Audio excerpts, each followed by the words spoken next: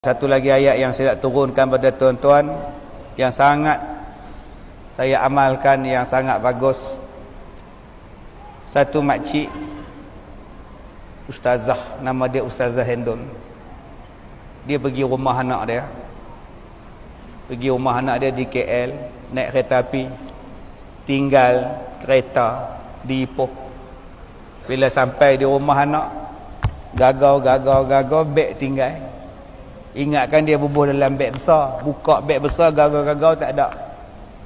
IC ya tak ada, kad tak ada, duit semua tak ada. Rupanya tertinggal dalam kereta. Dia suruh anak dia telefon adik-beradik apa semua tu, cari balik tu. Tuan-tuan, rupanya kereta pula tak kunci, tuan-tuan. Bila buka kereta ada, dompet dia semua ada. Jadi dia mari jumpa saya.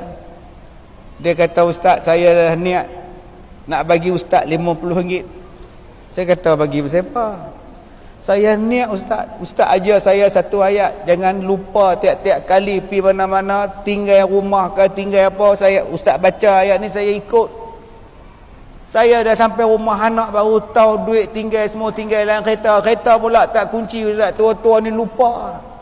Bila adik-beradik saya pergi cari kereta saya, buka Ustaz, memang tak kunci. Semua dah tak berusik Ustaz. Tak ada siapa teringin buka kereta saya Ustaz."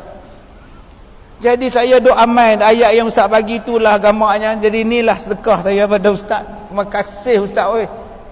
Ayat dia tuan-tuan, surah Al-Kahfi ayat 18. Balik sekali lagi tengok makna dia. "Wa tahsabuhum aiqazan wa hum ruqud wa nuqallibuhum zatal yamin wa zatal shimal wa kalbuhum basitun zira'aihi bil wasid law ittala'ta 'alaihim lawallaita minhum firaran wa lamulita minhum ru'ba." Tuan-tuan baca, bila nak tinggal rumah, bila nak tinggal kereta, nak tinggal harta, nak tinggal kebun, tak payah belah hantu raya, tuan-tuan. Nak belah rumah, belah hantu raya, tak payah. Jaga ni, insya-Allah Allah Taala pelihara sungguh. Saya cakap pada tuan-tuan ni, Allah Ta'ala pelihara ni sampai tahap mana, tuan-tuan? Saya start kereta dua, Wira Iswara. Wira isteri saya punya, Iswara saya punya. Pi ceramah, dua-dua start. Pagi panas enjin. Pi ceramah Ipoh Batu Kurau. Sampai Taiping, isteri telefon, "Abang, kunci Wira mana?" "Ada atas meja." "Tak ada pun?" "Ada, cari tengok." "Tak ada.